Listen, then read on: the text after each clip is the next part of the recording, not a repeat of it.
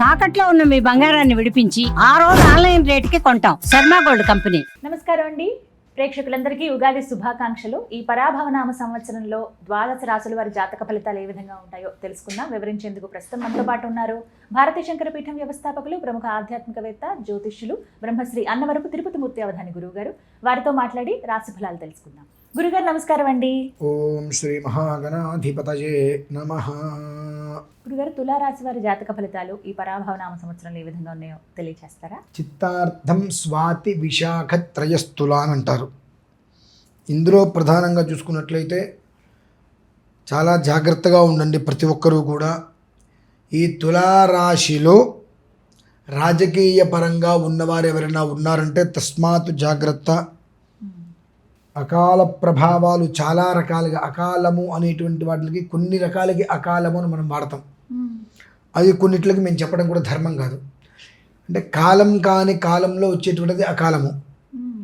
అది ప్రమాదాలు కావచ్చు, ఏదైనా సరే ఈ అకాలము అనేటువంటి పరిస్థితి వీళ్ళకి ఎక్కువగా ఉంటూ ఉంటుంది. రాత్రికి రాత్రి ఒక రకంగా ఉంటే తెల్లవారిలో మొత్తం అంతా తారుమారైపోయి వీళ్ళు ఎక్కడో తలదాచుకోవాల్సిన పరిస్థితులు కూడా ఎక్కువగా ఏర్పడతాయి.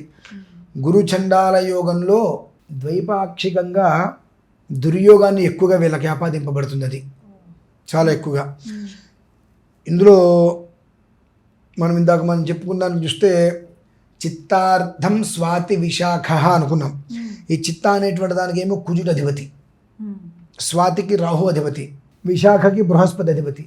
ఈ బృహస్పతి కుజుడు బలంగా ఉన్నారు, రాహు ఒక్కడు అక్కడ బలహీనతగా ఉన్నాడు. కనుక రాజకీయ పరంగా కావచ్చు, సినిమా రంగం కావచ్చు, తులారాశిలో ఉన్నవారు మాత్రము జాగ్రత్తగా ఉండాలి. బిజినెస్ చేసే వాళ్ళు మాత్రం పైకి వెళ్తారమ్మా బాగా. బిజినెస్ చేసేటువంటి వాళ్ళు మాత్రం మంచి స్థితికి అలా ఎగబాగుతూనే ఉంటారు. ఎలా అయితే కనుక నీరు కిందకే వెళ్తుంది, నిప్పు నింగినే చూస్తుంది. ఎంత పైకి పెట్టినా నీరు కిందకు వచ్చేస్తుంది, ఎంత కిందకి పెట్టినా నిప్పు పైకి వెళ్తుంది. ఆ రకంగా వ్యాపారం చేసేటువంటి వాళ్ళు మాత్రం, ఉద్యోగం చేసేటువంటి మాత్రం అధిక స్థాయికి పైకి వెళ్ళే ప్రయత్నమే ఉంటుంది. కానీ రాజకీయ పరంగా శని వర్గంగా మాత్రం అకాల విధానాలలో చాలా ఎక్కువగా ఉంటూ మానసిక ఆవేదనలతో హార్ట్ స్ట్రోకులు కూడా వచ్చేటువంటి ప్రమాదాలు కొంతమందికి ఉన్నాయి. మనం కొన్ని వినరానివి, కొన్ని కనరానివి కూడా ఈ యొక్క తులారాశికి సంబంధించిన దాంట్లో చూస్తాం. వాళ్ళకి స్ట్రెస్ బాగా ఎక్కువ. వాళ్ళు ఏంటంటే మా వల్ల ఎదుటి వాళ్ళు స్ట్రెస్ పడుతున్నారు కదా అని అనుకుంటారు. బట్ కానీ ఏంటంటే వాళ్ళు పడేటువంటి పరిస్థితి తెలియకుండా శరీరం మొత్తం కూడా ఇలా ఉండేటువంటి మనిషి ఇలా అయిపోతూ తిండి తినలేరు, ప్రశాంతంగా కూర్చోలేరు. ఒక రాగి రేకు కింద మంట, ఆ రాగి రేకు బాగా కాలేటువంటి పరిస్థితుల్లో దాని మీద ఇసగా, సూర్యకిరణాలు చాలా బలంగా దాని మీద పడుతున్నాయి. దాని మీద మనిషిని కూర్చోబెడితే ఎలా ఉంటుంది? రాజకీయ పరంగా సినిమా రంగంలో వాళ్ళకి మాత్రం ఈ రెండు దారుణంగా జరగబోతున్నాయి. ఎలాంటంటే వాళ్ళు పాపం చెప్పుకోలేరు, పల్లేరకాయలు గుచ్చుకున్నట్టుగా ఉంటుంది వాళ్ళ పరిస్థితి అంతా. గుచ్చుకుంటే వదిలేస్తాయి, కాళ్ళకి మాత్రం నొప్పి వస్తూ ఉంటుంది. ఆ రకంగా వాళ్ళకి ఎటు చూసినప్పటికీ కూడా మానసికంగా, శారీరకంగా అన్ని రకాలుగా ఒక ముళ్ళ కంచెలో ఇరుక్కున్నట్టు ఇట్లా ప్లేస్ ఉంటుంది. బయటికి ఎలా రావాలో తెలీదు. ఎలా రావాలని ప్రయత్నం చేసినా ఒంటికి ఘాట్లు తప్పు. అలా నిలబడి ఉన్నా కుప్పకూలిపోతాం. అంటే ఎలా అయినా ప్రమాదం తప్పదు. దాన్ని బయటకు ఎలా పడాలి అనేటువంటి విషయాన్ని వీళ్ళకి తెలివితేటలు ఉన్నప్పటికీ కూడా ఆ టైంలో తెలివితేటలు మొత్తం చెవిటి అయిపోతాయమ్మా. నాకు అది బాధగా ఉంది.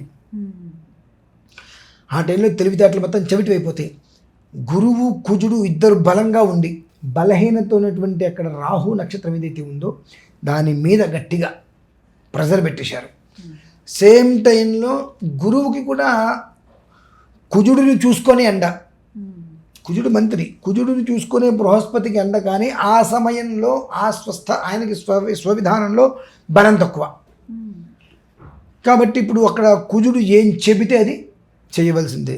కనుక పరిహారం ఎలా వస్తుంది అంటానికి కుజుడు ఏం చెప్తే అది బృహస్పతి ఓకే అనాల్సిందే. ఎలా ఉంటుందంటే కొన్ని కర్మ ప్రారంధాలు మనం ఒక ఐఏఎస్కి లెటర్ రాస్తాం, ఏదైనా ఒక విషయం గురించి ఇస్తాం. ఐఏఎస్ మీద సామాన్యమైంది కాదు. మొత్తం అంతా చదువుతాడు. నిర్ణయం అతను తీసేసుకోవచ్చు. అతను ఒక ఆలోచన చేస్తాడు.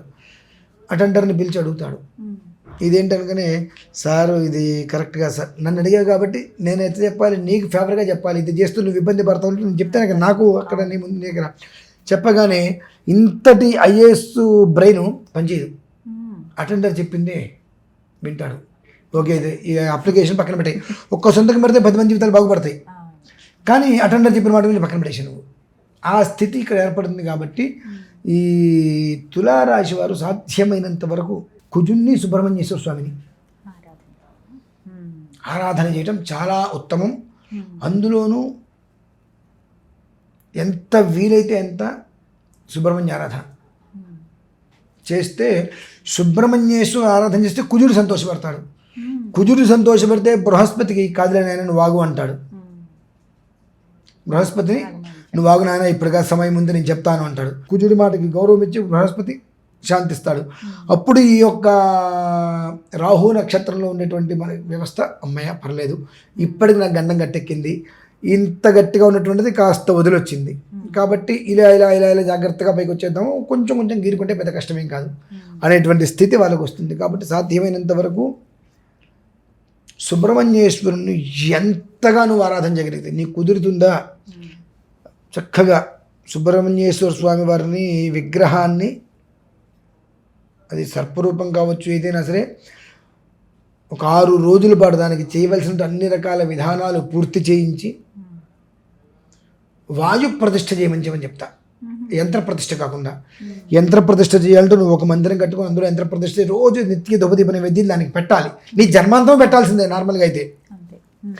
కనీసం ఇప్పుడు ఉన్నటువంటి పరిస్థితుల్లో, ఇటువంటి క్లిష్టమైన పరిస్థితుల్లో నుంచి, ఇబ్బందుల్లో నుంచి నేను పూర్తిగా బయటపడలేకపోయినా కనీస మాత్రం నేను బయటపడాలి అని అనుకున్నట్లయితే సుబ్రహ్మణ్య స్వామి సర్పరూపం కానీ ఏదైనా ఒక విగ్రహాన్ని తీసుకొని చేయించి 6 రోజుల పాటు దానికి చేయవలసిన అన్ని రకాల విధానాలు ఏదైతే కనుక అధివాసాలను మొత్తం చేయించి వాయు ప్రతిష్ఠ చేసినట్టయితే నువ్వు రోజు వెళ్ళి నీళ్ళు పెట్టవలసిన అవసరం లేదు. ఆ వాయు ప్రతిష్ఠ అనేటువంటి మీనింగ్ జల ప్రతిష్ఠ కావచ్చు, యంత్రము లేకుండా చేసేయడం అలా పెట్టేసేయటమే.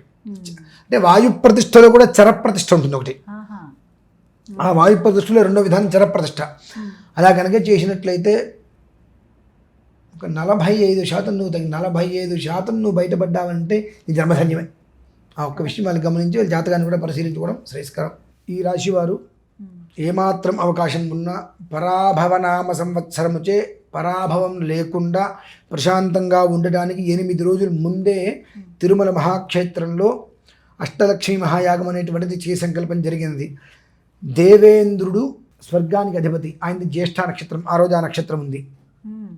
అలాగే బుధవారం బుధ అనుగ్రహం. ఇట్నుంచి చూసుకుంటూ వస్తే బృహస్పతి ఆ సమయానికి రాజుగా వస్తున్నారు. అప్పుడు వీళ్ళందరికీ కూడా అధిష్టానం ఉపేంద్రుడు అనగా శ్రీ మహావిష్ణువు. ఆ శ్రీ మహావిష్ణువు ఎప్పుడు సంతోషపడతాడు అంటే అమ్మవారిని మనం ఆరాధిస్తే ఆయన బాగా సంతోషపడతాడు.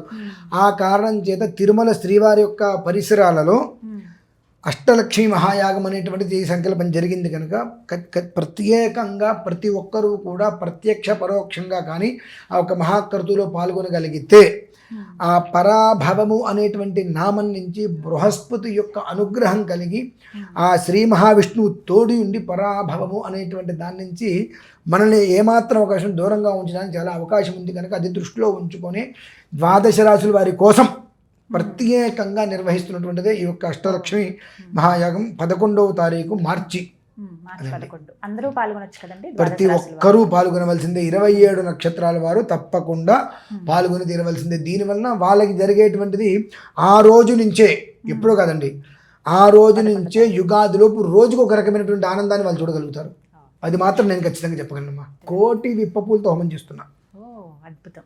మామూలుగా ఏదో 1 కిలో 10 కిలోలు కదమ్మా, 1,000,000 విప్పపూలతో ఎందుకు హోమం చేస్తున్నానంటే ఆ పరాభవన సంవత్సరం ఏ స్థాయిలో ఉందో తెలుసు కాబట్టి. విప్పపు అంటే మధుపుష్పం అంటారు, అమ్మవారికి అత్యంత ప్రీతికరమైనటువంటిది. ఆ అమ్మవారి ప్రీతికరమైనటువంటి పదార్థాల్లో అమ్మవారిని సేవించి తద్వారా శ్రీ మహావిష్ణువు యొక్క అనుగ్రహంతో రాజుగారి యొక్క ఆశీస్సులతో క్షేమంగా ఉండాలి అని ఉద్దేశం. చక్కగా వివరించారు. ధన్యవాదాలు గురువు గారు.